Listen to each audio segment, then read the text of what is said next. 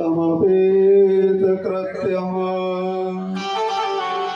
द्वैपायनो विरह कातर आजुहाव उत्तेति तन्मय तया तरवो विनेदो तं सर्वभूत हृदयं मुनिमानतोऽस्मि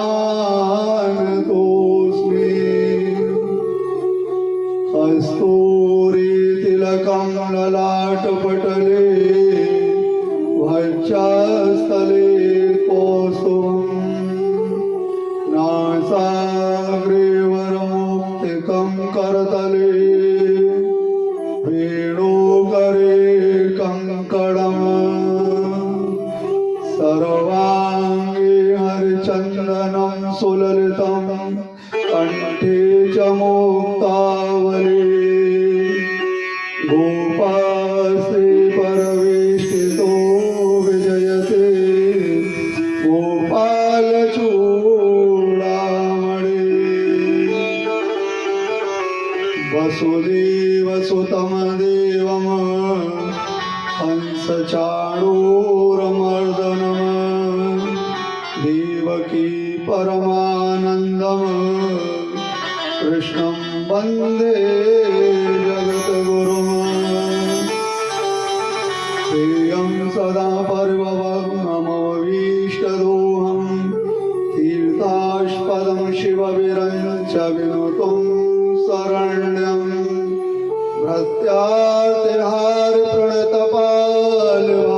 भृत्यातिहारप्रणतपालभवाब्जपोतं वन्दे महापुरुषो ते चरणारविन्दम् सब द्वार को छोड़ के मैं आयो तेरे द्वार ओ वृषवान लाडली नेक मेरी ओर निहार बोल वृंदावन बिहारी लाल की भागवत भगवान की मुनि महाराज की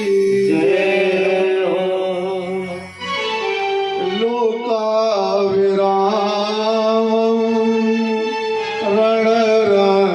रणरङ्गधीरं राजीवनेत्रं रघुवंशनाथं लोकाभिरामं रणरङ्गधीरं राजीवनेत्रं रघुवंशनाथं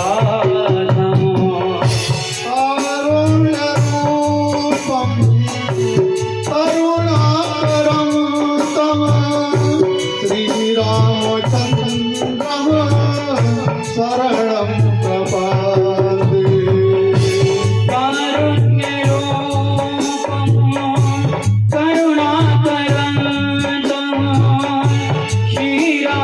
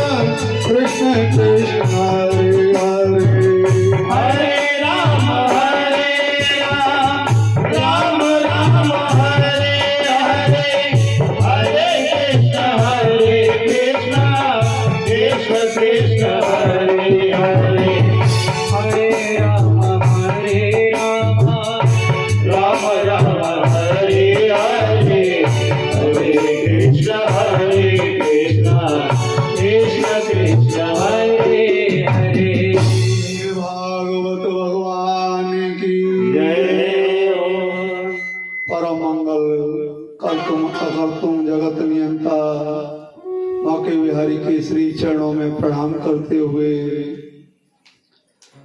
वैष्णवों का परम धन श्रीमद् भागवत महापुराण आज तृतीय दिवस में हम और आप प्रवेश कर रहे हैं। सर्वप्रथम सदगुरुदेव भगवान को प्रणाम करता हूँ, आकर के आशीर्वाद प्रदान करें। स्थान देवता, ग्राम देवता, क्षेत्र देवता अपना आकर के स्थान ग्रहण करें। पांडाल के मध्य में सभी पितृतुल्य बाल गोपाल मातृशक्ति हमारे सभी संगीत में जो सहयोग प्रदान कर रहे हैं, हमारे यज्ञाचार्य आदि सबको एक बार व्यासपीठ से जय श्री राधे, जय श्री कृष्णा। आइए, हम लोग बड़े सौभाग्यशाली हैं। ठाकुर जी ने आज प्रेरणा की, हमारे ऊपर करुणा की, बहुत बड़ी कृपा की नी, जो तृतीय दिवस की कथा में हमें यहाँ उपस्थित कर दिया। दैनिक की भांति ठाकुर जी के श्री चरणों में चलते हैं, उसके बाद मंगलमयी कथा का आनंद लेंगे। हे वांके बिहारी गिरधारी हो प्यार तुम्हारे चरणों में। हे वांके बिहारी गिरधारी हो प्यार तुम्हारे चरणों में। अमर बिहारी बनवारी हो प्यार तुम्हारे चरणों में। अमर बिहारी बनवारी हो प्यार तुम्हारे चरणों में।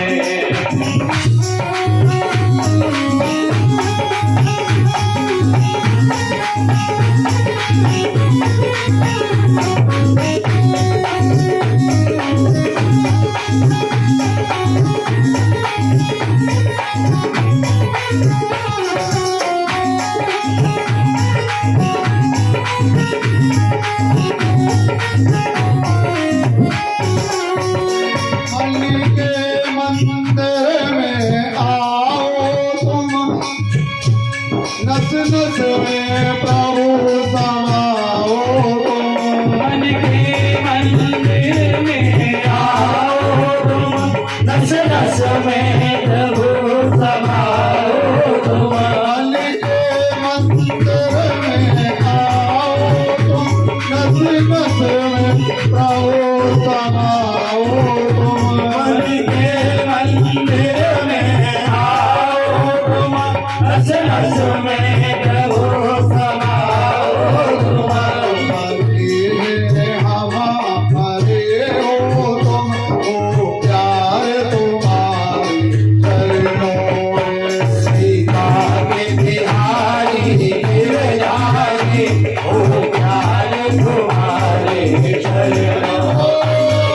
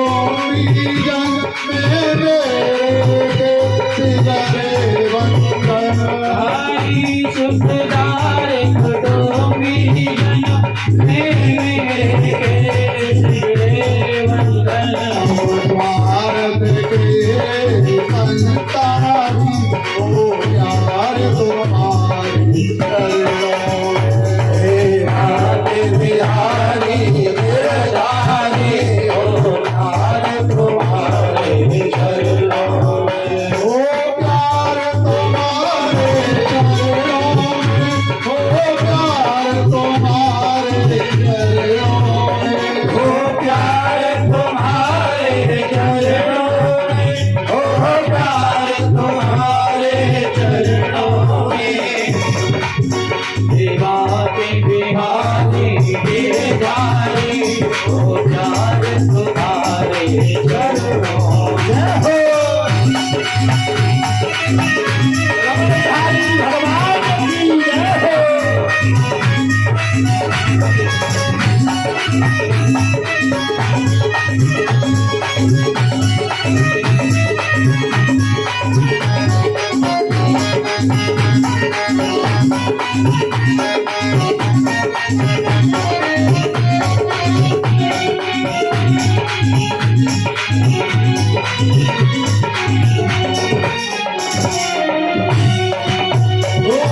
जग से भूग चुका मोहन, सब जग को परख चुका सोहन। जग से भूग चुका मोहन, सब जग को परख चुका मोहन।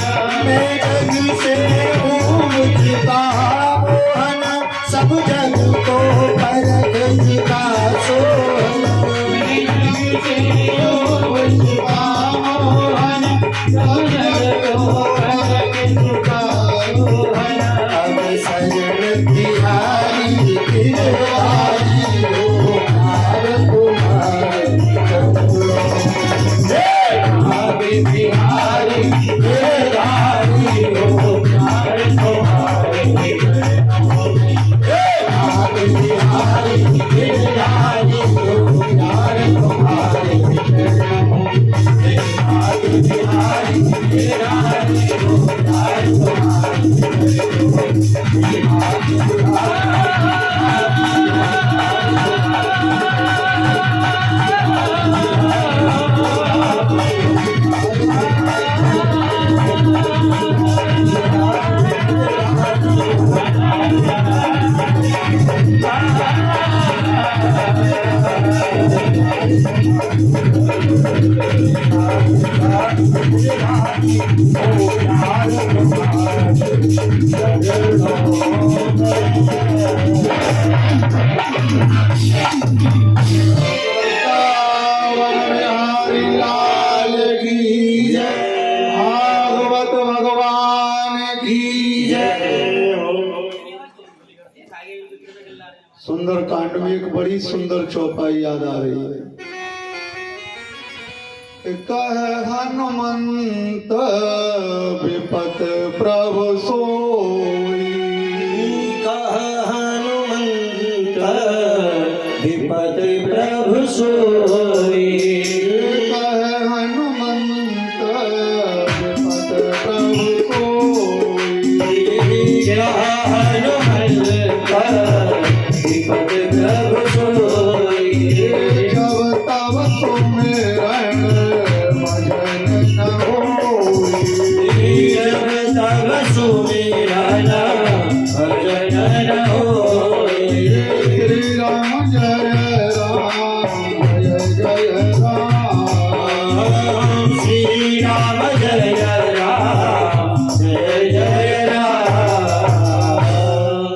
सबसे बड़ा विपत्ति का वह दिन बताया जिस दिन भगवान का सुमिरण ना रहे, जिस दिन भगवान का चिंतन न हो, वो सबसे बड़ा विपत्ति का दिन है। और सबसे बड़ा संपत्ति का दिन जिस दिन कानों से भगवत कथा श्रवण करने का अवसर प्राप्त हो जाए। वास्तविकता है भगवान की कथा के जहां भी श्रवण करने के लिए जो भक्त जाते हैं, भगवान उनके ऊपर जरूर करुणा बरसाते हैं। पर हमें आकांक्षा नहीं करनी चाहिए कि सामने वाला हमें निमंत्रण देगा तब हम कथा श्रवण करने जाएंगे।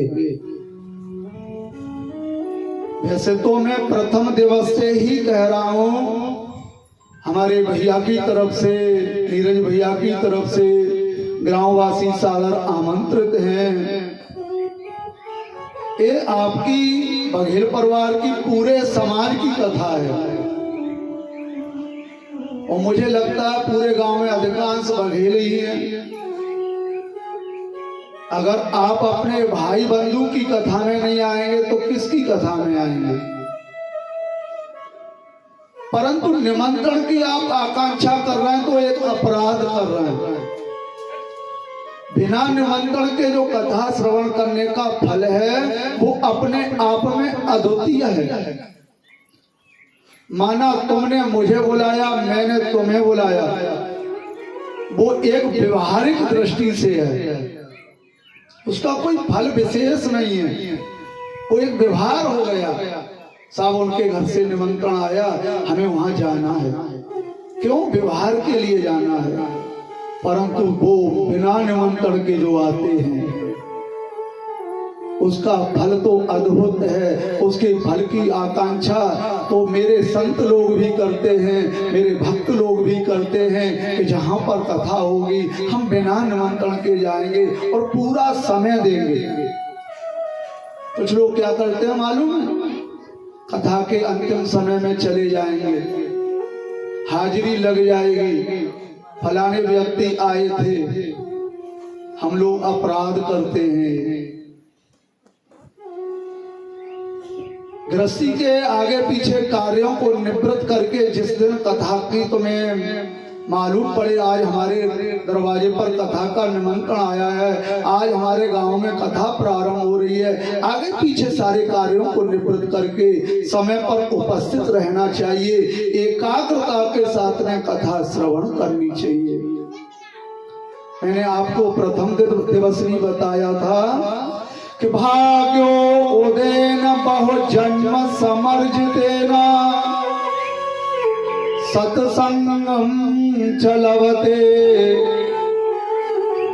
ये भाग्य जब उदय होता है ना तब हमें भगवत कथाओं का सत्संग प्राप्त होता है, भगवत कथा श्रवण करने का शुभ अवसर प्राप्त होता है। और एक जन्म का भाग्य नहीं, बहु जन्म। इस बात को हम नहीं कह रहे, हमारे भागवत ग्रंथ कह रहा है। तो आप जो भी पांडाल में बैठे हैं बड़े सौभाग्यशाली हैं, क्योंकि ये मानव जीवन फिर मिला नहीं मिला प्यारे, कोई पता नहीं है किस योनि में हमें जाना पड़े। ठाकुर जी ने हमारे ऊपर बड़ी करुणा की नहीं, बड़ी कृपा की नहीं। कोई चार पैर वाला पशु भी बना सकता था, चार पैर वाला जानवर, कोई गंदी नाली का कीड़ा भी बना सकता था।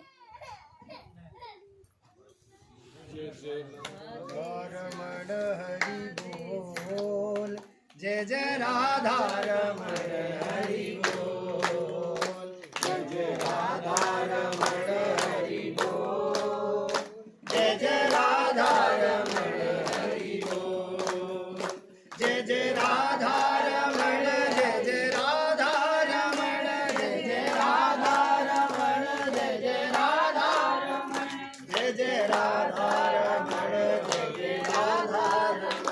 जय जय राधा रमण, जय जय राधा रमण, जय जय राधा रमण हरि बोल, जय जय राधा रमण हरि बोल, जय जय राधा रमण हरि बोल, जय जय राधा रमण हरि बोल। वृंदावन बिहारी लाल की जय। कोई आकाश में उड़ने वाला पंछी भी बना सकता था, कोई चार पैर वाला जानवर भी बना सकता था। एक बार एक पत्नी ने अपने पति से कह दिया तुम तो बहुत बड़े जानवर हो। अब पति बोला अच्छा तुमने मुझे जानवर कहा, तुम मुझे जानती नहीं हो, मेरे क्रोध को नहीं जानती। पत्नी पुनः कहने लगी मैं ठीक ही कह रही हूँ, तुम बहुत बड़े जानवर हो। कहने लगी फिर कहा तूने? तो मुझे क्या समझती है? अब पत्नी थोड़ी सी पढ़ी लिखी ज्यादा ही, कहने लगी मैं ठीक ही कह रही हूँ, तुम मेरे जान भी हो और बर भी हो। दो पैर अपने दो पैर पत्नी के। संत लोग कहते हैं बिना भक्ति के चार पैर वाला पशु बन जाता है। ये जीवन भगवत प्राप्ति के लिए दिया है पति पत्नी का। हमेशा पत्नी को सत्कर्म में दक्षिण अंग बैठा करके सत्कर्म करना चाहिए। अकेले भगवत प्राप्ति करना बड़ा असंभव है। इस शक्ति स्वरूपा के साथ में बैठ करके सत्कर्म करने का जो फल है वो अपने आप में अद्वितीय है। तो गोविंद की बड़ी कृपा हुई। एक बार पशुओं की पंचायत हुई। 5 पशु उसमें पंच नियुक्त कर दिए गए। 5 पशु पंच नियुक्त किए गए और निर्णय लेना था कि सबसे ज्यादा दुष्ट व्यक्ति, निकृष्ट व्यक्ति कौन है। निकृष्ट पंचायत हुई। 5 पशु पंच नियुक्त किए गए। सब लोग अपने अपने कलम और कॉपी निकाल करके निर्णय फरमान सुनाया कि भैया ऐसा है, सबसे ज्यादा निकृष्ट है तो सूअर है।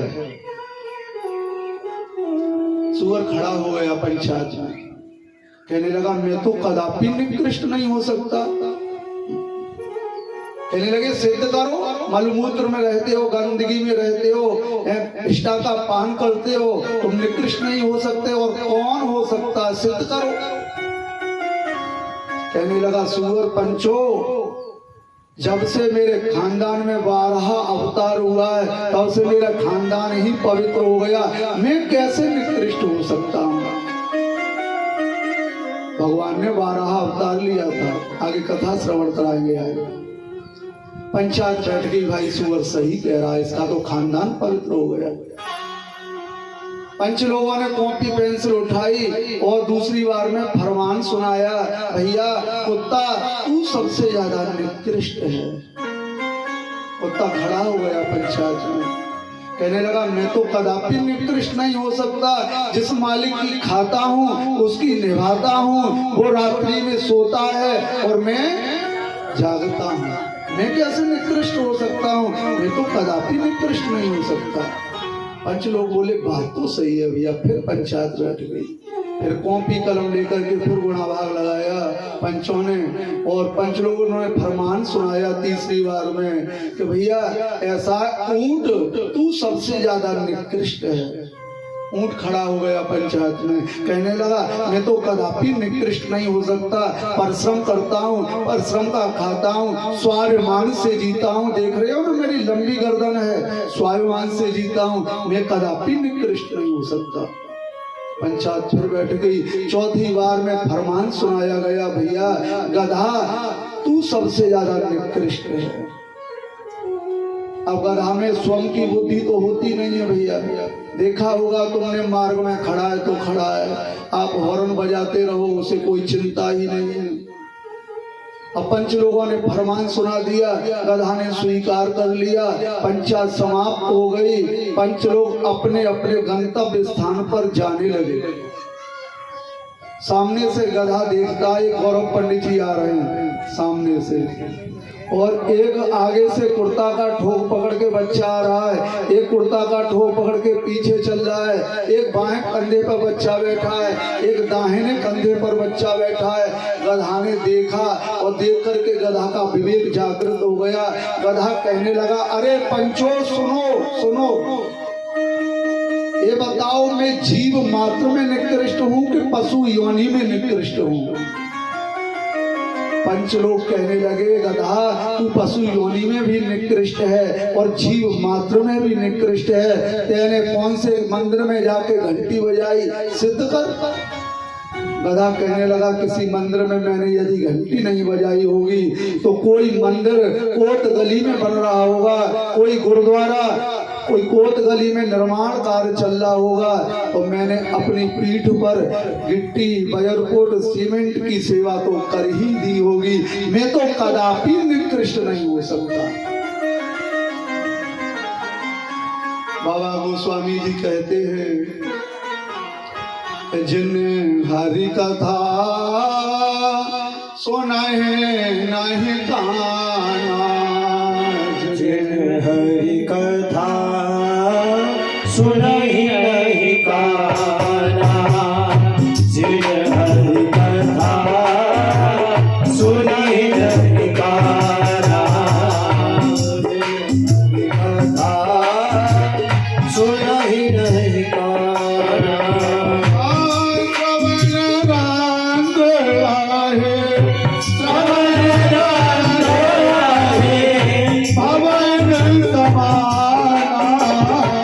जिन हरि कथा सुने नहीं काना, जिन हरि कथा सुने नहीं काना। जिन्होंने कान रूपी दोनों से हरि कथा का रसपान नहीं किया, उनके कान नहीं है, क्या है? श्रवण रंध्र आहे भवन समान, श्रवण रंध्र आहे भवन समाना, श्रवण रंध्र आहे भवन समाना। अहि कहते हैं सर्प के लिए संस्कृत में। अहि माने सर्प के भिल के समान उसके कान हैं सब। संसार की चर्चा सुनते सुनते सुनते सुनते हमारा जीवन ऐसे ही निकला जा रहा है सर। नित्य प्रति हम मृत्यु के काल के गाल में फंसते जा रहे हैं, अपने जीवन का महत्व समझ नहीं पा रहे। इस जीवन को प्राप्त करने के लिए देवता लोग भी तरसते हैं और ब्रह्मा से क्या कहते हैं मालूम? ब्रह्मा जी अगला हमारा जन्म हो तो पृथ्वी लोक पर हो, हैं? बड़े भाग्यमान सुतन आवा, सोर दोर लभ सद ग्रंथन, बोल दिया करो, हैं? आनंद आता है, आप लोग भी संग में बोलते हैं इनको। ब्रह्मा जी से कहते हैं, प्रार्थना करते हैं, हे ब्रह्मा जी अगला जन्म हमें पृथ्वी लोक पर हो। क्यों? स्वर्ग आदि में आपके लिए भोग प्राप्त हो सकते हैं, स्वर्ग आदि में आपके लिए सुख प्राप्त हो सकते हैं, परंतु स्वर्ग में नयत्र वैकुंठ कथा सुधा भगा, जो वैकुंठ में भी कथा नहीं है, जो यहाँ पृथ्वी लोक पर आपको श्रवण करने के लिए शुभ अवसर प्राप्त हो रहा है। स्वर्ग में भी ये कथा नहीं है। हम लोग बड़भागी हैं। आइए कथा में प्रवेश करते हैं। गत दिन द्वितीय दिवस की कथा में सुखदेव जी महाराज ने राजा परीक्षित से कहा, राजन क्यों चिंता करता है, तेरी आयु 7 दिन की है। आसन लगा करके एकाग्रचित होकर के पावनमयी कथा का रसपान कर। सुखदेव जी महाराज ने सरस्वती माँ को प्रणाम किया, अपने गुरु पिता को प्रणाम किया।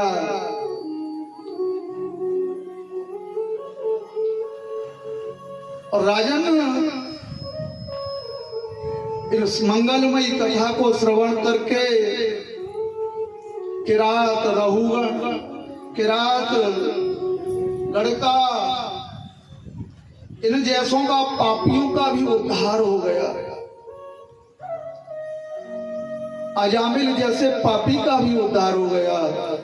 तो एकाग्र होकर के इस वैष्णवों का परम धन श्रीमद् भागवत कथा का रसपान कर।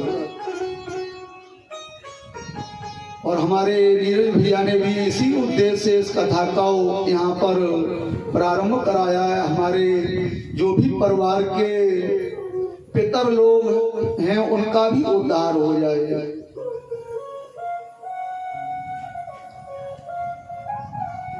तू एकाग्र होकर के कथा का रसपान कर, और तेरी तो चली क्या।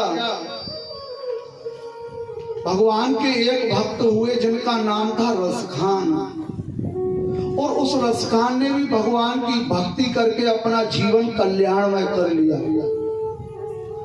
मुस्लिम थे रसखान, यवन दाढ़ी रखी हुई थी। रसखान एक बार मक्का मदीना जा रहे थे अपने उस्ताद के संग। उस्ताद ने कहा, रसखान देखिए अब हम ब्रज प्रदेश में प्रवेश कर रहे हैं, और तुम दाएं बाएं मुड़ करके मत देखना। यहाँ ब्रज में काला कलूटा रहता है, नाग बंसी वाला, यदि उसने तुम्हें डस लिया तो तुम हमारे मजहब के नहीं रहोगे। रसखान कहने लगा, जी उस्ताद आपकी जैसी आज्ञा। आगे आगे उस्ताद चल रहा, पीछे पीछे रसखान जा रहा है। ब्रज की सीमा में प्रवेश किया, यमुना के पुलिन पर आए। कानों में मधुर मधुर पायल की झंकार की आवाज आने लगी। रसखान ने मन में विचार किया, एक पायल की आवाज मधुर मधुर, इतनी सुंदर मीठी आवाज कहां से आ रही है, एक बार देखूं तो सही। कहने लगा, नहीं देखूंगा, उस्ताद की आज्ञा है, बिल्कुल नहीं देखूंगा। और आगे बढ़े, यमुना की छैया पर बंसी बट के समीप बंसी की मधुर मधुर आवाज कानों में आने लगी। रसखान मन में विचार करने लगा, इतनी सुंदर आवाज मेरे कानों को प्रिय कर रही है, एक बार देखूं तो सही। कहने लगा, नहीं देखूंगा, उस्ताद ने मना कर रखा है। और मधुर मधुर बंसी की आवाज कानों में पड़ने लगी। रसखान पर रहा नहीं गया, एक बार देखूं तो सही। ये आवाज इतनी हृदय को सगुन पहुंचा रही है, इतनी प्रसन्नता पहुंचा रही है, कहां से आ रही है। जैसे ही रसखान ने मुड़ करके देखा, साक्षात प्रिया प्रीतम का दर्शन हुआ। इसे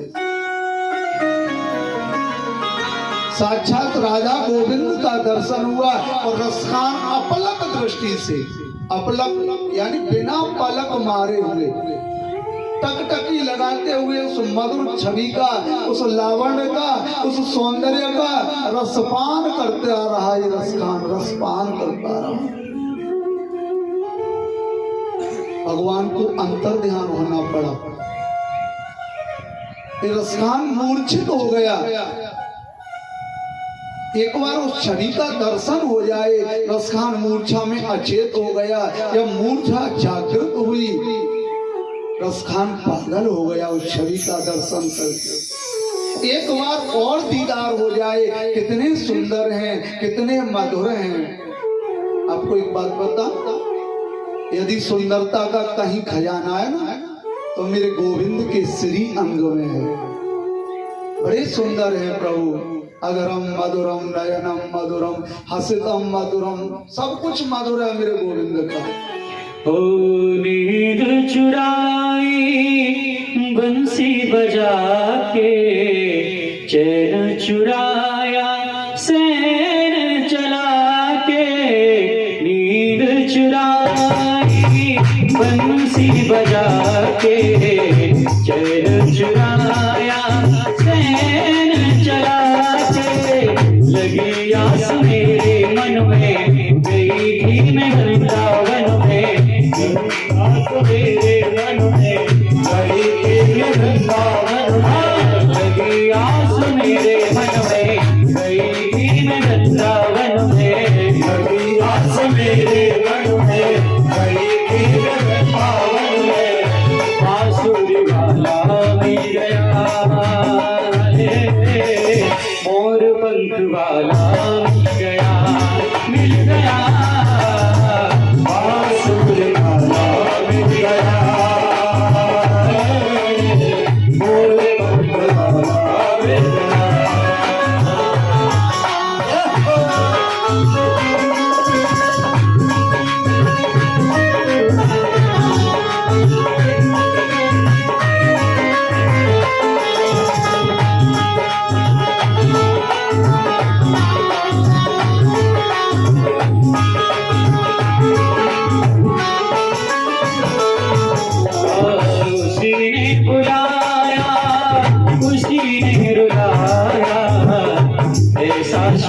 सलोना श्याम मेरे मन को भाया, उसी ने बुलाया, उसी ने बुलाया, ऐसा सलोना श्याम मेरे मन को भाया, उसी ने बुलाया, उसी ने बुलाया, ऐसा सलोना श्याम मेरे मन को भाया, उसी ने बुलाया, ऐसा सलोना श्याम मेरे मन को भाया। तेरी बाकी चाल देखी, तेरा सा मुकुट भी देखा, तेरा सा मुकुट भी देखा, तेरी बाकी चाल देखी, तेरा सा मुकुट भी देखा, तेरी बाकी चाल देखी, तेरा सा मुकुट भी देखा, बांसुरी वाला मिल गया, मोर पंख वाला मिल गया, मिल गया, मोर पंख वाला मिल गया, बांसुरी वाला मिल गया।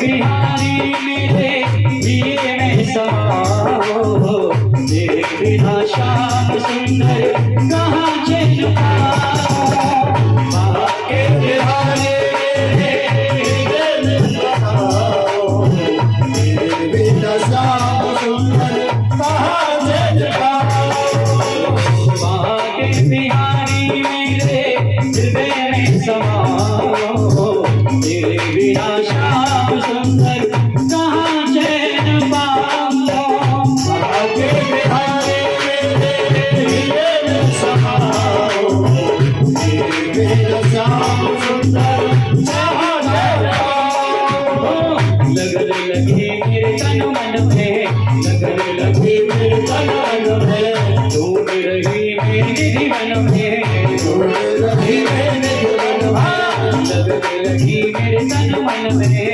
लगन लगी मेरे तन मन में, ढूंढ रही मेरे जीवन में, ढूंढ रही मेरे जीवन में, तेरे कान वाला मिल गया, अरे और पंख वाला मिल गया, मिल गया, और पंख वाला मिल गया, बांसुरी वाला मिल गया, अकेली गई थी ब्रज में, कोई नहीं था मेरे संग में, अकेली गई थी ब्रज में, कोई नहीं था मेरे संग में, और पंख वाला मिल गया, और पंख वाला मिल गया, मिल गया, और पंख वाला मिल गया, और पंख वाला मिल गया, रा रा रा श्री राधा, रा रा रा श्री राधा, रा रा रा श्री राधा, रा रा रा श्री राधा, रा रा रा श्री राधा, रा रा रा श्री राधा, रा रा रा श्री राधा, रा रा रा श्री राधा, रा रा रा श्री राधा, रा रा रा श्री राधा, रा रा रा श्री राधा, रा रा रा श्री राधा।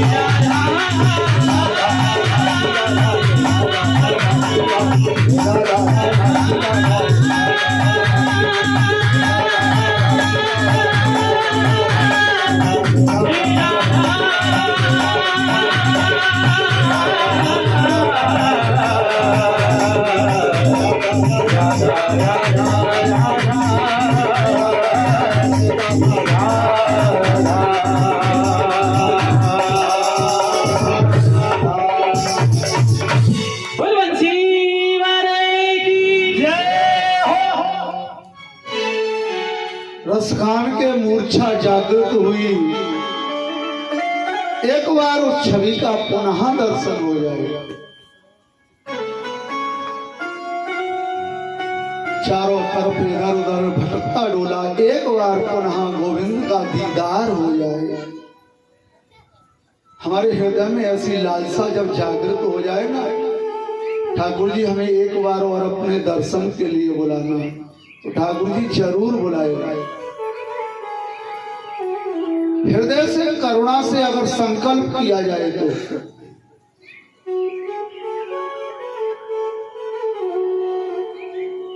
आज रसकान रोते रोते अश्रु बहाते बहाते द्वारकाधीश मंदिर पर पहुंचा। ये संतों की सत्य घटना बताई हुई है। द्वारकाधीश मंदिर में प्रवेश करने लगा, द्वारपालों ने रोक दिया, आप नो एंट्री, आप अंदर नहीं जा सकते। यवन वेश है, दाढ़ी रखी हुई है, मुस्लिम है। यहाँ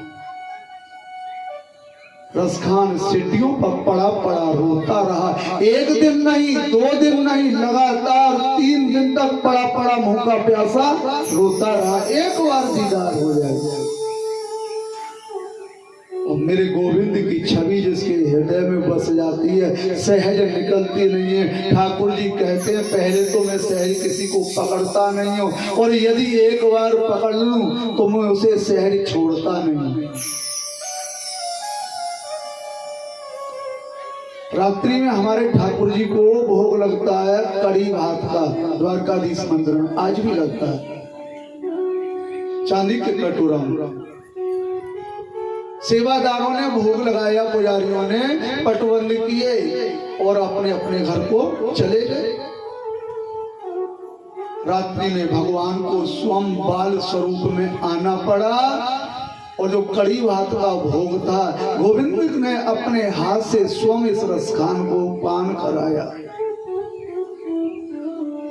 प्रातः काल हुआ, सेवादार मंदिर में आए, रसखान सीढ़ियों पर पड़ा है, गर्भगृह का कटोरा उसके हाथ में लगा है। सेवादार कहने लगे अरे रसखान, ये गर्भगृह का कटोरा तुम्हारे पास कैसे आया? कहने लगा मुझे कुछ नहीं पता। एक छोटा सा बाल गोपाल आया, उसने कड़ी भात खिलाया। सेवादार चरणों में गिर पड़े, रसखान तू धन्य है, तेरा जीवन धन्य है, हमने दीदार नहीं कर पाया, तेने गोविंद का दीदार कर लिया। सुखदेव जी महाराज कहते हैं राजन परीक्षित, हृदय में ऐसी धारणा रखो और ऐसे स्वरूप का चिंतन करो। गले में बैजंती माला है, पीतांबर धारण किए हुए हैं, मोर मुकुट पहने हुए हैं, तेरी में 7 दिन में मुक्ति अवश्य कर दूंगा। हे राजन परीक्षित, यहाँ से सृष्टि का वर्णन प्रारंभ होता है।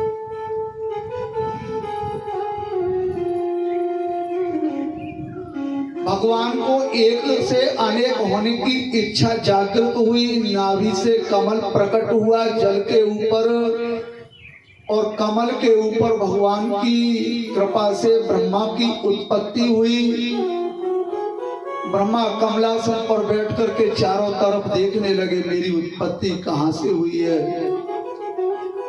4 मुख बन गए ब्रह्मा के। पहले पृथ्वी पर सारा जल ही जल था।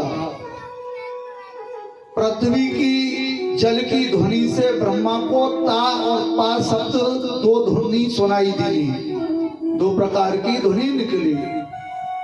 ब्रह्मा ने तप प्रारंभ किया और उस तप के बल से हे राजन परीक्षित, ब्रह्मा की सृष्टि में सर्वप्रथम 4 कुमार उत्पन्न हुए, सनत सनंदन सनातन सनत कुमार। ब्रह्मा ने इनसे कहा तुम सृष्टि करो, कहने लगे नहीं पिताजी हम तप करेंगे।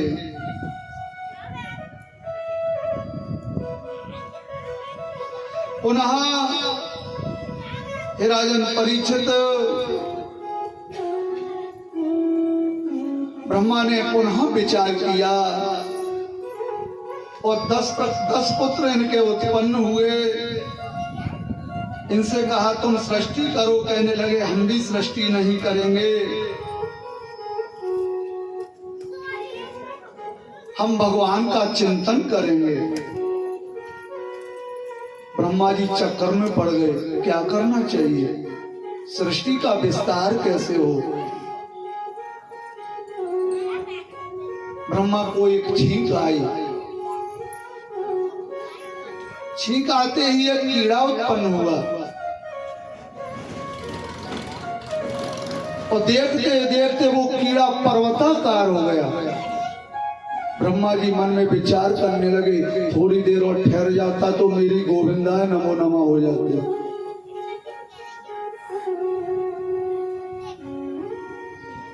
आज बारहा के रूप में, विशाल स्वरूप में ब्रह्मा से निवेदन करने लगा, प्रभु आज्ञा दो परम पिता। एक बार जयकारा लगाएंगे, बोल बारहा भगवान की जय। हमारे सूरों में बारहा भगवान का बड़ा सुंदर वहाँ जन्म स्थल है, कभी मौका लगे तो दर्शन किया करो वहां जाके। ब्रह्मा जी ने आदेश दिया तुम सृष्टि प्रारंभ करो।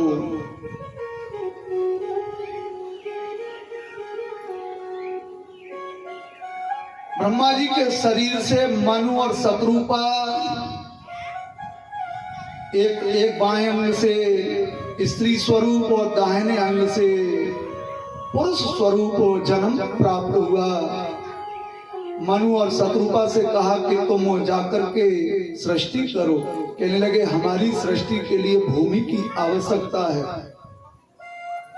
और भूमि के लिए रसातल में हिरणाक्ष ले गया, हिरण्यकश्यप का भाई। ब्रह्मा जी सोच में पड़े, बारहा अवतार हुआ, बारहा को निर्देश दिया कि तुम भूमि का उद्धार करके जल पर स्थापित करो। ये बारहा भगवान गए, जल के अंदर जाकर के हिरणाक्ष को एक इन्होंने मुष्टिक का प्रहार किया, हिरणाक्ष का परिणाम हुआ और भूमि देवी को लाकर के जल के ऊपर स्थापित कर दिया। हे राजन परीक्षित, तब से पृथ्वी पर मैथुन धर्म के द्वारा संतति उत्पन्न हुई। मनु जी की 5 संतान उत्पन्न हुई, 2 पुत्र और 3 बेटी, उत्तानपाद और प्रियव्रत, आहुति, देवहूति और प्रसूति।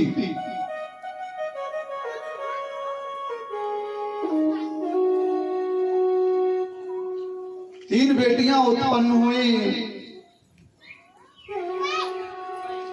राजा परीक्षित कहने लगे, महाराज हिरण्यकश्यप का भाई हिरणाक्ष इतना बलवान था कि सारी पृथ्वी को घसीट करके पाताल लोक में ले गया।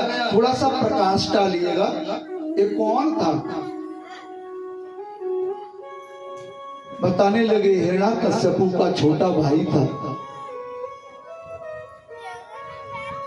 और एक बड़ा भयंकर बलवान थे दोनों भाई। इनका जन्म कैसे हुआ? कश्यप ऋषि के दिति और अदिति 2 पत्नियां थी, तो अदिति से देवताओं का जन्म हुआ और दिति से राक्षसों का जन्म हुआ।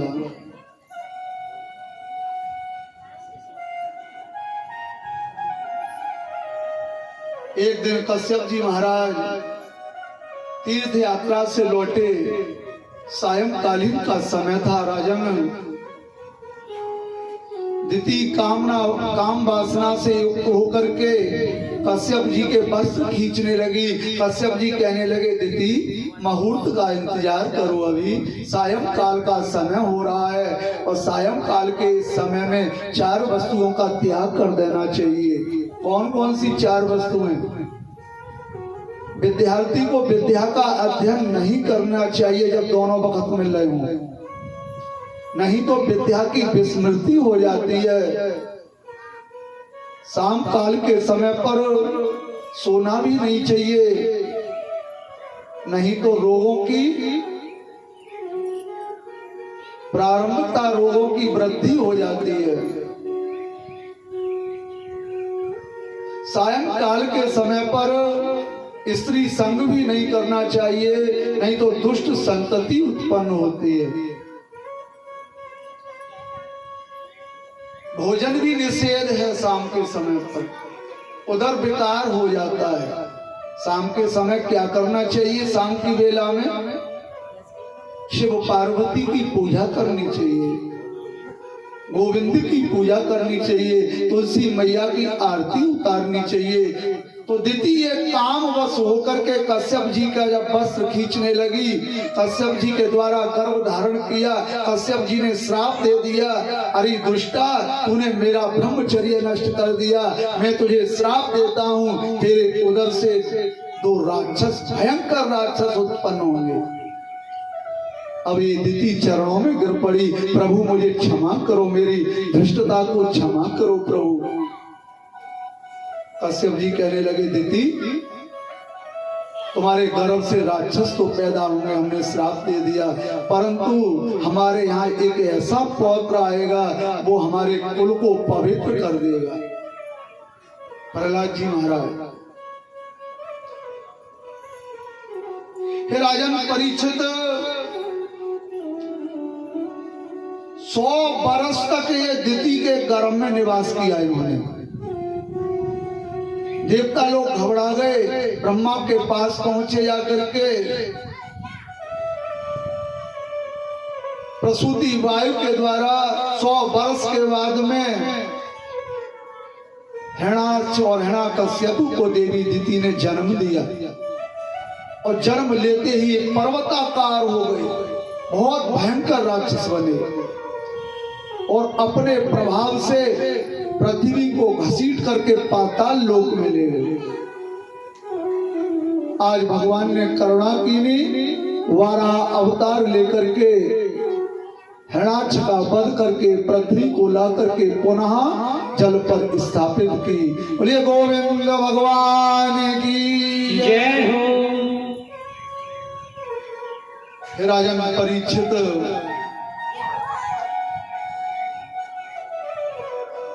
ब्रह्मा जी की छाया से कर्दम जी का जन्म हुआ। एक कर्दम ऋषि थे, बड़े तपस्वी थे,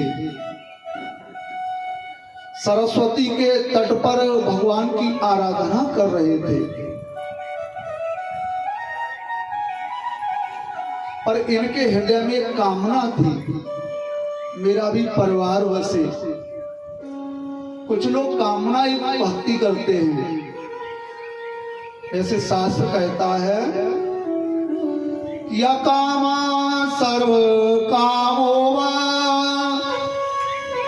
मोक्ष कामा उदारथी तीव्रेण योगेन भक्तेन यजेता पुरुषं तमः।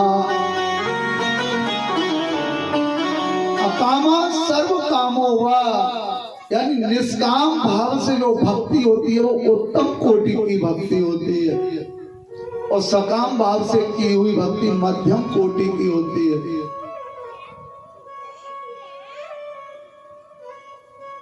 एक भक्त गया भगवान के मंदिर में और कहने लगा कि मैं अगर मांगू तुम्हें, तुम देने की भूल न करना, वरना आशिक नहीं मजदूर हो जाऊंगा मैं। कहने लगा, मैं यदि भूलवश मांगू भी तुमसे तो हे गोविंद तुम देना मत, नहीं तो मैं तुम्हारा प्रेमी नहीं रहूंगा, मैं तो मजदूर हो जाऊंगा। सुबह से मजदूर आता है, शाम तक कार्य कर देता है, हम उसे पगार दे देते हैं, बराबर हिसाब हो जाता है साहब। निष्काम भाव से भक्ति करो। आज ये कर्दम जी महाराज सकाम भाव से भक्ति कर रहा है, मेरे भी एक छोटा सा परिवार हो, बच्चे हो, पत्नी हो। बिंदु सरोवर पर सरस्वती नदी के किनारे बैठ करके भगवान की भक्ति कर रहे, भगवान प्रसन्न होकर के भगवान ने दर्शन दिया।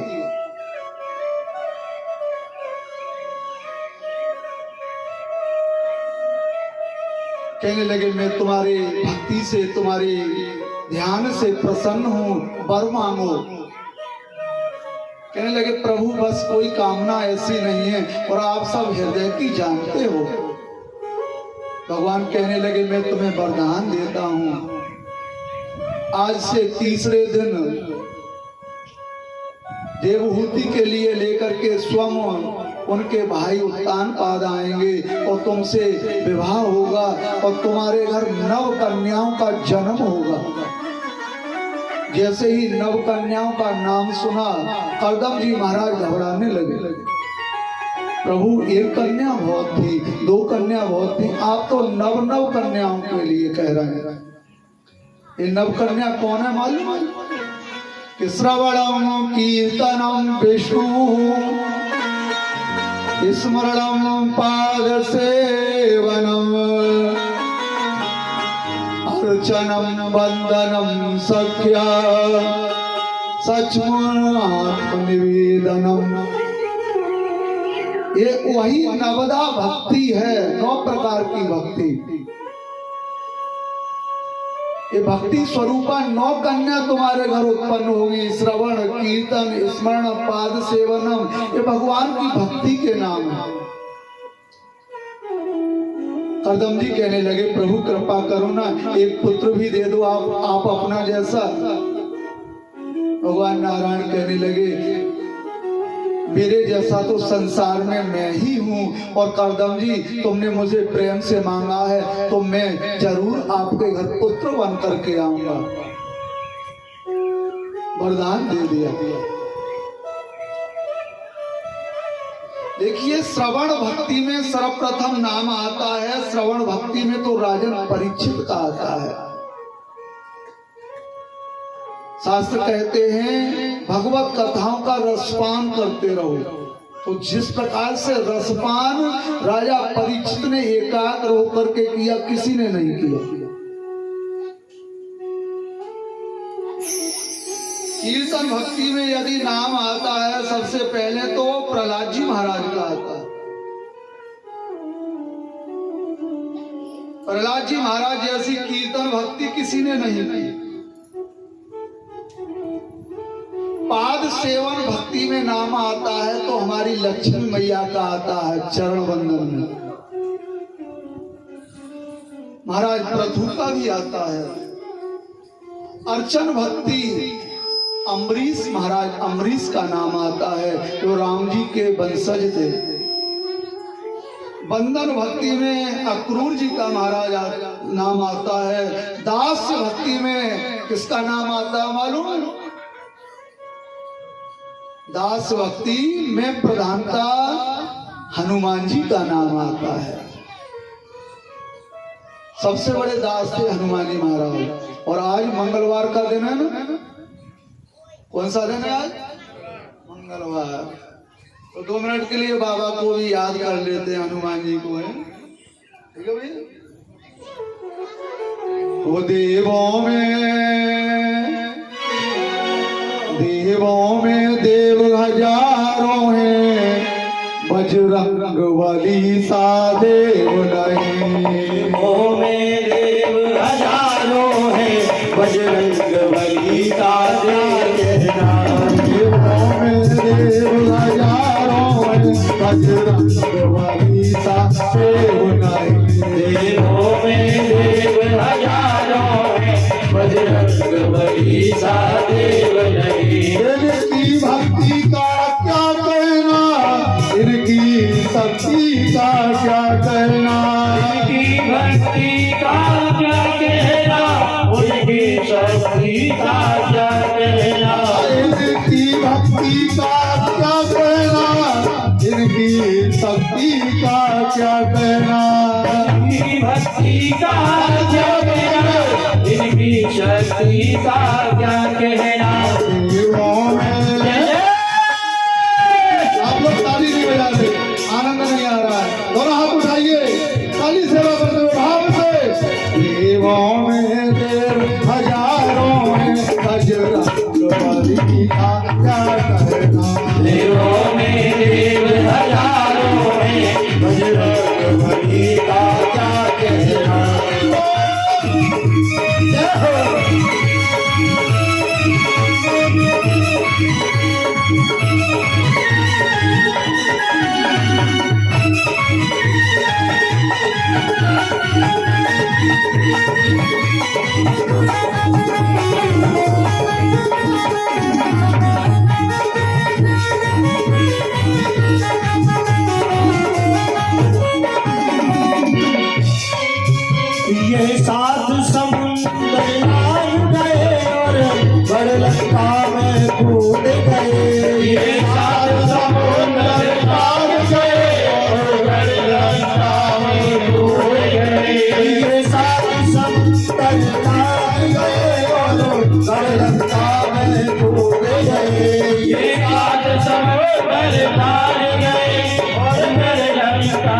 में भूल गए रावण को डराना क्या कहना, लंका को डराना क्या कहना, रावण को डराना क्या कहना, लंका को जलाना क्या कहना।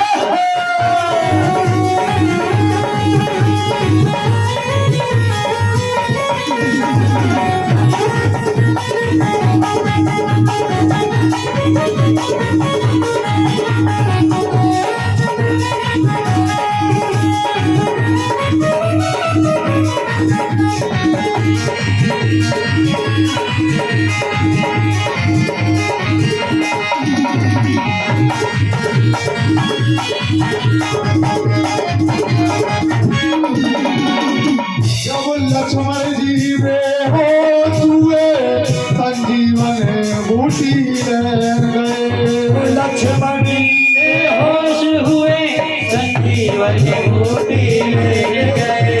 जब लक्ष्मण जी बेहोश हुए संजीवन बूटी लहर गए, जब लक्ष्मण जी बेहोश हुए संजीवन बूटी ले गए।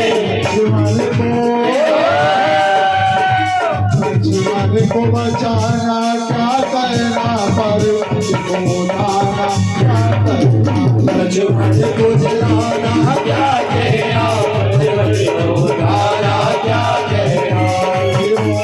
देव हजारों में बजरंगबली का क्या करना, दुनिया में देव हजारों हैं, बजरंगबली का क्या कहना।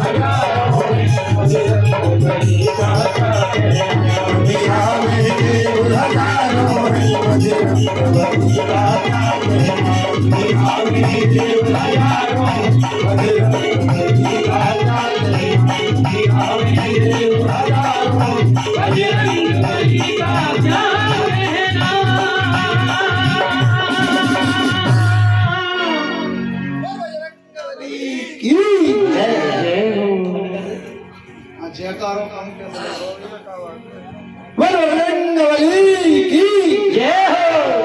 आज मंगल को व्रत रहे शायद सब लोग। अच्छा ईमानदारी लंका कांड कर गई तोड़ो का है। अच्छा सुंदर कांड चलो कोई नहीं, कथा सुन लो, कथा के बाद खोल लेंगे। बोल बजरंगबली की जय हो। आइएगा कथा की ओर चले। प्रिय व्रतो उत्तान पालो स्वमसेयम दोहिता मम अनवेक्ष्यति यति युक्तम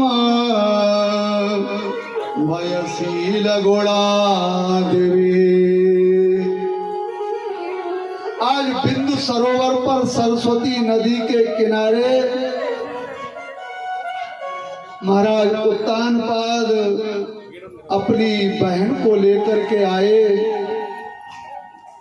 और कर्दम ऋषि के साथ में विवाह संस्कार कियो कि मंगलम भगवान विष्णु मंगलम गरुड़ध्वज मंगलम पुंडरीकाक्ष मंगलाय तनोहरि। अब विवाह संस्कार करने के बाद कर्दम ऋषि तो अपनी झोली माला उठाई और भगवान नारायण के भजन में लग गए। एक दिन नहीं, 2 दिन नहीं, निरंतर 12 वर्ष तक भजन में लगे रहे। देवहूति माता सेवा करती रही बेचारी। सेवा करते करते ऐसी लकड़ी की भांति दुबली हो गई। कर्दम जी के नेत्र खुले। देवहूति ने चरणों में प्रणाम किया। देवी आप कौन? अगर कोई पति अपने पत्नी से कहे देवी आप कौन, बड़ा आश्चर्य होगा। आपने मुझे नहीं पहचाना स्वामी? पहले की पत्नियां ने ज्यादा अच्छी हो करती, अपने पति से स्वामी कह करके संबोधन करती थी, और आज की पत्नियां ने कम अच्छी हो हैं। काका कहें, अजी सुनो जी, सुनतो जी, कहाँ जा रहे हो जी। और तो और थोड़ी सी पढ़ लिख जाए ना, ज्यादा संपत्तिवान बन जाए तो वो अपने संस्कारों को खुंटी पे टांग करके पति का भी नाम ले भी लग जाए। बच्चन की तरह राम राम राम राम, अपने बच्चन की तरह पति को भी नाम ले। हमारी संस्कृति नहीं है, ये हमारे संस्कार नहीं है साहब। हम ऋषि मुनियों की संतान हैं। हमारी बड़ी बूढ़ी माताएं अपने बड़े लाला को भी नाम लेवे में संकोच करो करती। मैया यशोदा ने अपने लाला को नाम बड़े बारे बलराम को नाम दाऊ भैया रख दियो। दादा भैया, दाऊ भैया, काका भैया। आज हम बच्चों की तरह नाम लेते हैं। ये हमारी संस्कृति नहीं है। हम विदेशी संस्कारों का अनुपालन कर रहे हैं और विदेशी लोग हमारे संस्कारों को लेकर के जा रहे हैं। अब जाकर के देखिए वृंदावन, कितना सुंदर तिलक लगाते हैं, चोटी भी रखाते हैं, धोती कुर्ता भी पहनते हैं। हमें शर्म आती है तिलक लगाने में, हमें शर्म आती है चोटी रखाने में, हमें शर्म आती है भगवान के संकीर्तन में, नृत्य करने में, ताली बजाने में। विदेशी संस्कारों पर हम लोग चल रहे हैं। ये हमारी संस्कृति नहीं है। कितने भी बड़े बन जाओ बढ़िया बात है, प्रसन्नता की बात है, धनवान बन जाओ, विद्यावान बन जाओ, पर अपने संस्कारों को जीवन पर्यंत संजो करके रखो। संस्कारों में बदलाव मत आने दो। आज देवहूति ने प्रणाम किया स्वामी के चरणों में, कहने लगे देवी जी आप कौन? मैं आपकी धर्म पत्नी।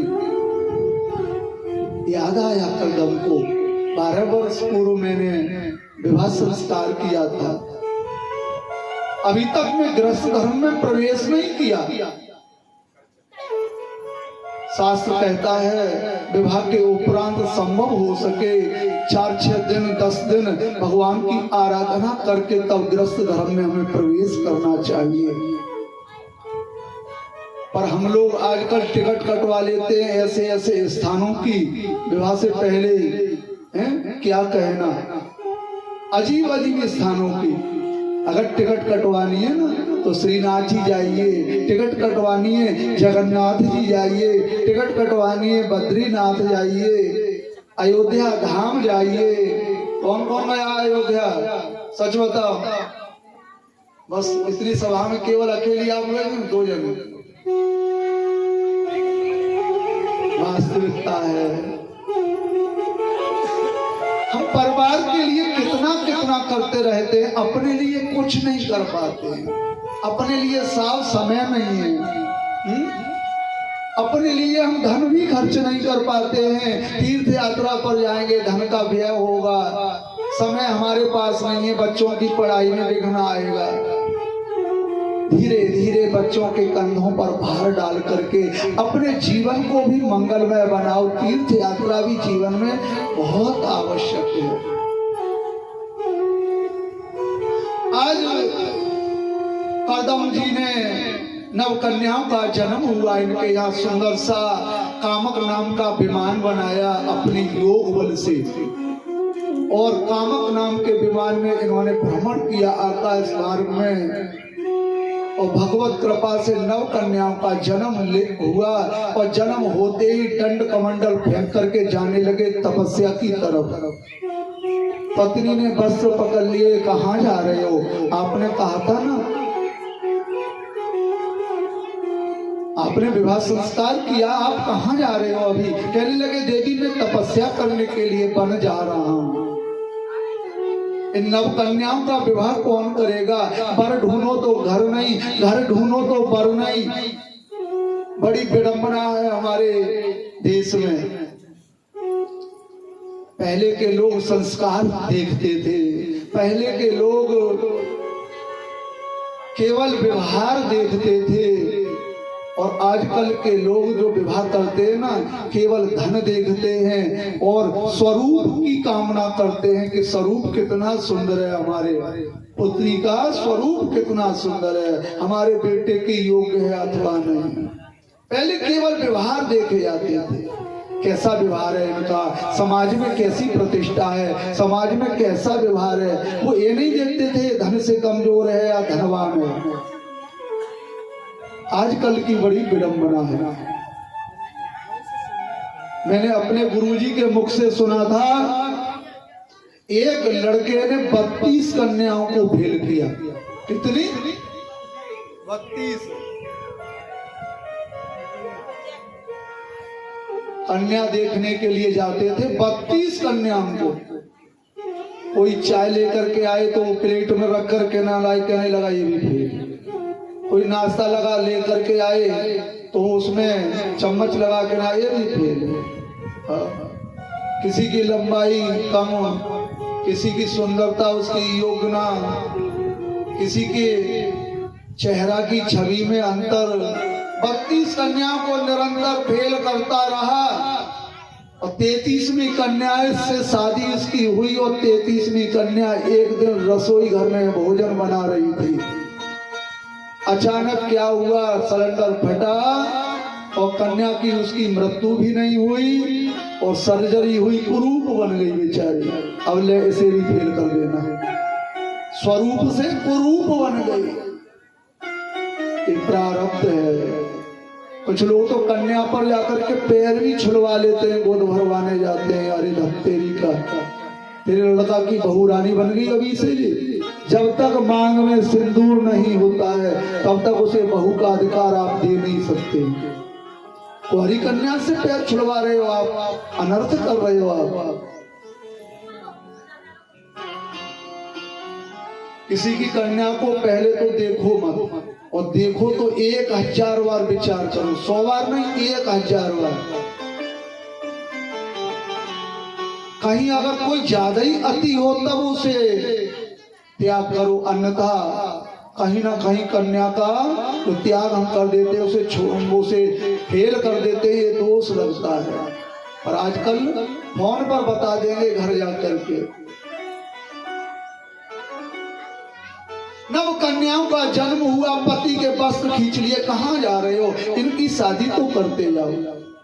और आपने कहा था ना एक हमारे घर पुत्र होगा, वो अभी तो प्रतीक्षा। करदम जी को याद आ गया, कहने लगे, कपिल करदम जी कहने लगे, हाँ देवी ये तो तुमने खूब याद दिलवाई। भगवान ने मेरे से वादा किया था मैं तुम्हारे घर पुत्र बन करके आऊंगा। प्रभु कृपा से उस समय आया, देवहूति के गर्भ में भगवान ज्ञान अवतार के रूप में पधारे और यहाँ पर कपिल का अवतार होता है। एक बार ज्ञान अवतार है कपिल जी का। बोले कपिल भगवान की जय हो। कपिल जी का अवतार हुआ। करदम जी बड़े प्रसन्न हुए, देवहूति माँ बड़ी प्रसन्न हुई। कपिल भगवान विचार करने लगे, माँ की पिता की आसक्ति संसार में है, पिता को क्यों ना सत्संग के लिए भेजा जाए वन। देखिए 51 वामन, 50 के बाद में स्वतः ही वन लग जाता। वानप्रस्थ हमें ग्रहण कर लेना चाहिए। तीसरा जो वानप्रस्थ है उसे ग्रहण कर लेना चाहिए, तीसरा आश्रम, पर हम नहीं कर पाते। 51 52 53 वन लग रहा है ना।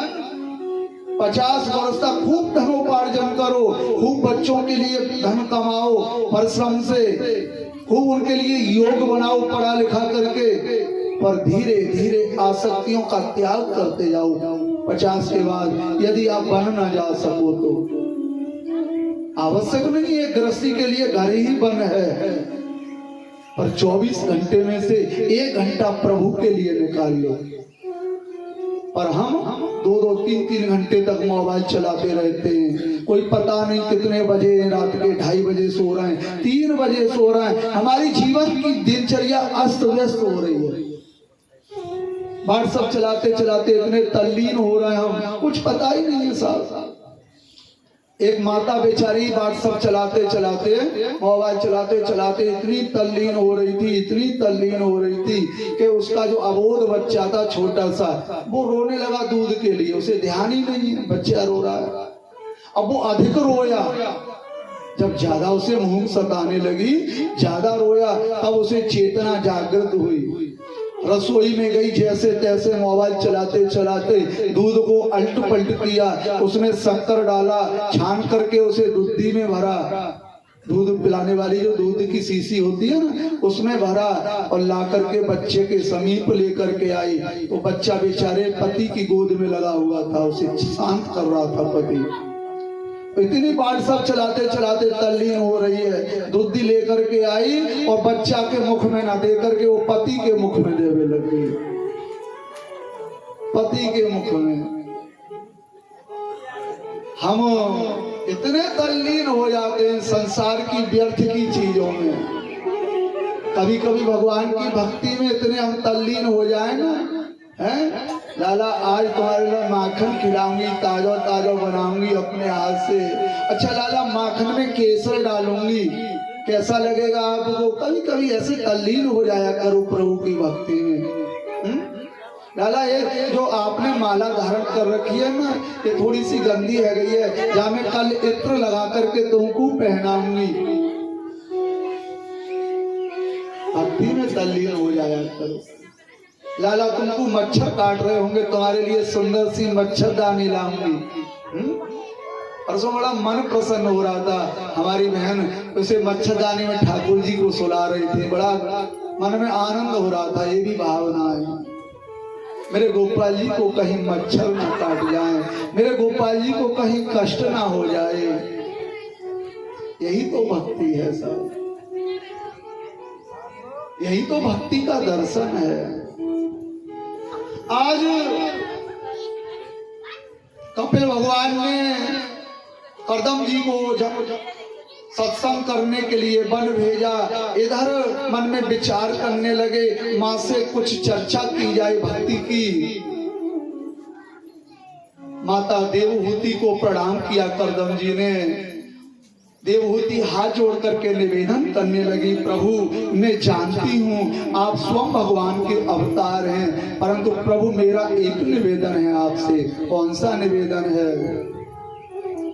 कि तम त्वागतम शरणं शरण्यम स्वभ्रात संसार तरो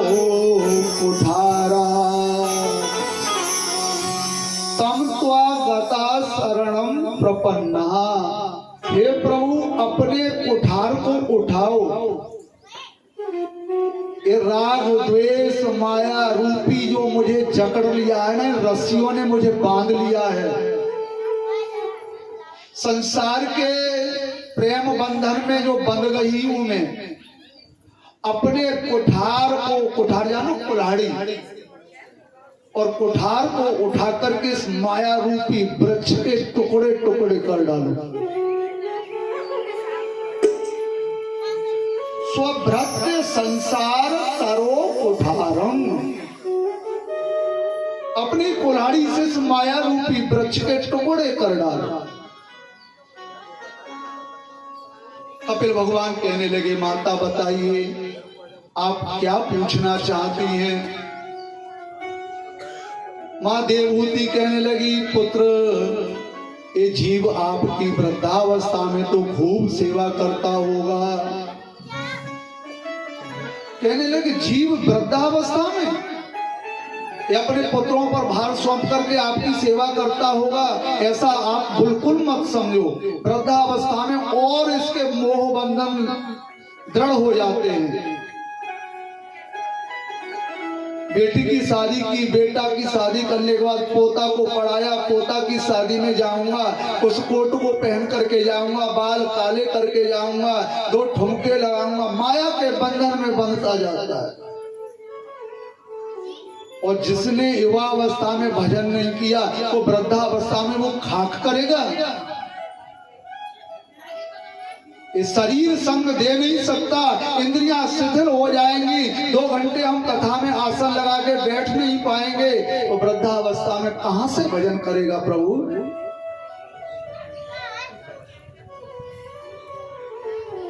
वास्तविकता है शरीर की इंद्रियां धीरे धीरे शिथिल होती जाती हैं।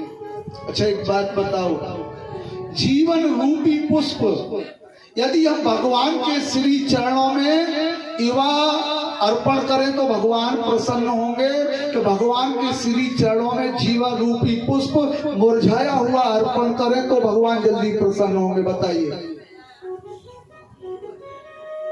युवा पुष्प अब जैसा बचा वैसा अर्पण कर दो।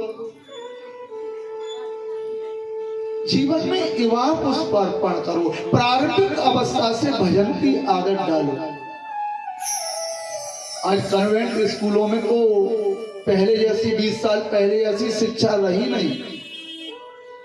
मीरा के दोहे, रहीम के दोहे, तुलसीदास के दोहे, रामायण की चौपाइयां शायद मैं समझता हूं आज बहुत कम हो गई।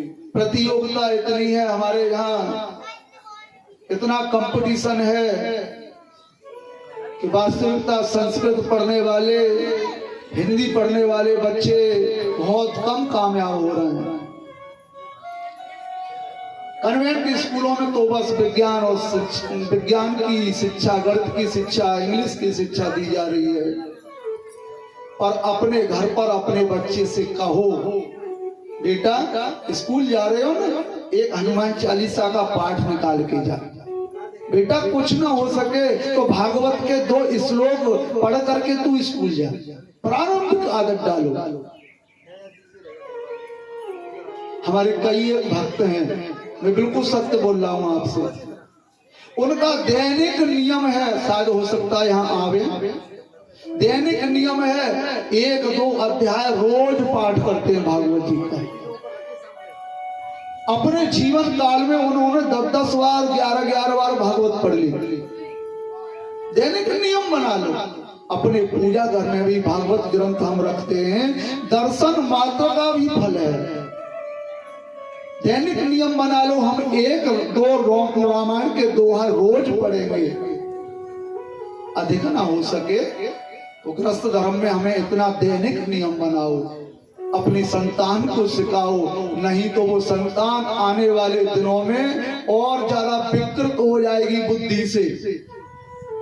और हो सकता है हमारे अलीगढ़ में भी वृद्धाश्रम खुलना प्रारंभ हो जाएंगे। और मैंने किसी से सुना था खुल भी गया है वृद्धाश्रम, ITI रोड में।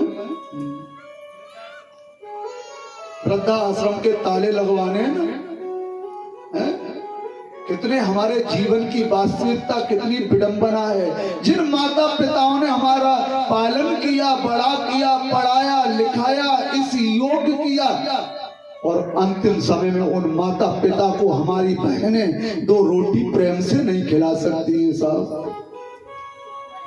बहुत बड़ी विडंबना है। और आने वाले समय में तुम्हारे पुत्र देख रहे हैं इस कार्य को, वो वास्तविकता तुम्हारे साथ में कैसा व्यवहार करेंगे, इस बात को तो ठाकुर जी ही जाने। इसलिए माता पिता की सेवा ठाकुर जी की सेवा के समक्ष बताइए भैया। अरे बड़े बूढ़ों के लिए 2 रोटी प्रेम से खिला दो, 2 शब्द प्रेम से बोल दो, बस हो गया। उन्हें तुम्हारी संपत्ति तुम्हारे पास नहीं छोड़ के जाएंगे, कहीं लेकर के नहीं जाएंगे, कहीं दे करके नहीं जाएंगे। और आज हम माता पिता को इतने कड़वे वचन बोलते हैं वाणी के द्वारा। हे राजन परीक्षित, माता देवहूति कहने लगी, पुत्र युवावस्था में तो जी आपका बहुत ध्यान करता होगा। युवावस्था में माता, युवा अवस्था में, अच्छा युवा अवस्था में नहीं करता तो बाल अवस्था में तो अधिक भजन करता होगा। माता बाल अवस्था में थोड़ा सा बड़ा होता है, माता से प्रीति हो जाती है, और बड़ा होता है, मित्र से प्रेम हो जाता है, विद्यालय के बच्चों से प्रीति हो जाती है, और बड़ा होता है, भगवान के मंदिर में जाता है और भगवान से प्रार्थना करता है। प्रौढ़ अवस्था होने पर ठाकुर जी आप देख रहे हो ना, अभी मैं अकेला हूँ, आपका भजन अभी नहीं कर पाऊंगा, थोड़ा सा कृपा करो ना, 1 से 2 कर दो और बैठ करके तुम्हारा भजन करूंगा। भगवान जी कृपा करते हैं इसके ऊपर, और 1 से 2 हो जाता है, पत्नी वाला हो जाता है। और जैसे ही पत्नी वाला हो जाता है, पत्नी के हाव में भाव में विभोर होकर के मुझे बिल्कुल त्याग देता है।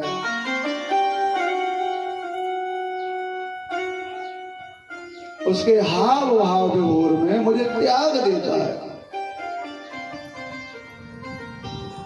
कंचन और कामिनी, इनके चक्कर में जो दुख पड़ जाता है ना, वो अपने आप को भूल जाता है।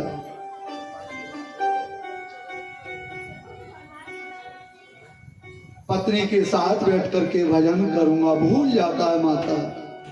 यम प्रत्याहार आदि नियमों के बारे में बताया, संग के बारे में बताया। सत्संग करो माता, तुम अपने जीवन को सुदृढ़ बनाने के लिए।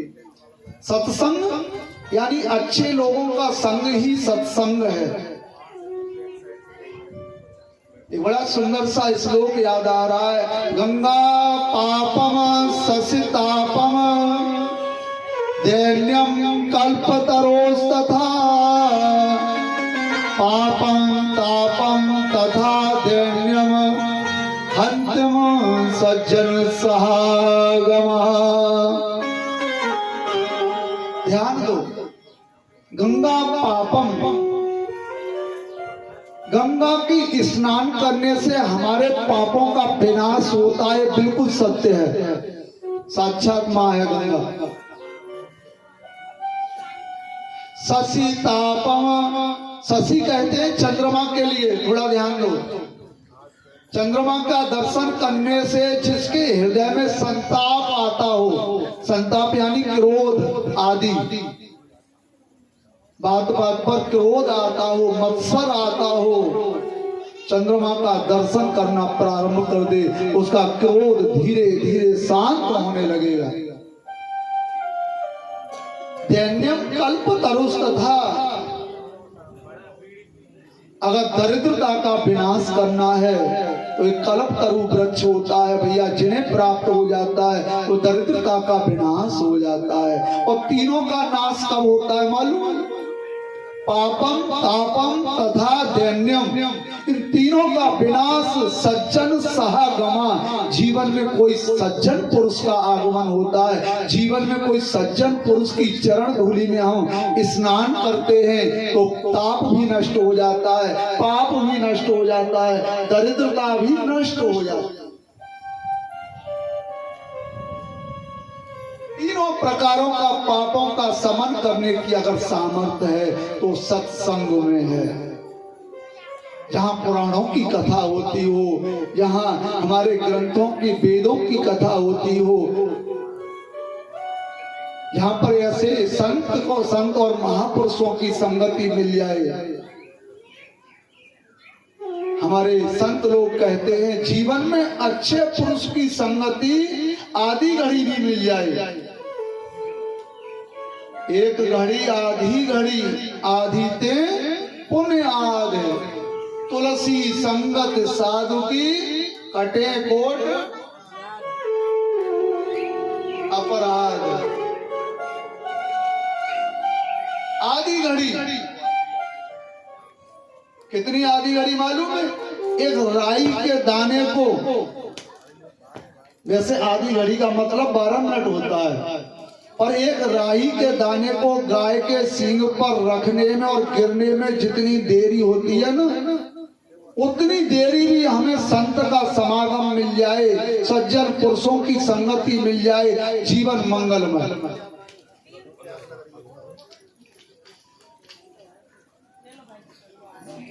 कल हमने आपको एक बात बताई थी, 3 दान करते समय कभी विचार नहीं करना चाहिए। पहले पानी पी लो या सब लोग पी लो या पानी पिला दो बेटा, सबको प्यास लग गई सबको पिला। मनुआ गोविंद गोपाल गाते चलो, मनुआ गोविंद गोपाल गाते चलो, कृष्ण गोविंद गोपाल गाते चलो, कृष्ण गोविंद गोपाल गाते चलो, मुक्ति का मार्ग बनाते चलो, मुक्ति का मार्ग बनाते चलो, अपनी मुक्ति का मार्ग बनाते चलो, अपनी मुक्ति का मार्ग बनाते चलो।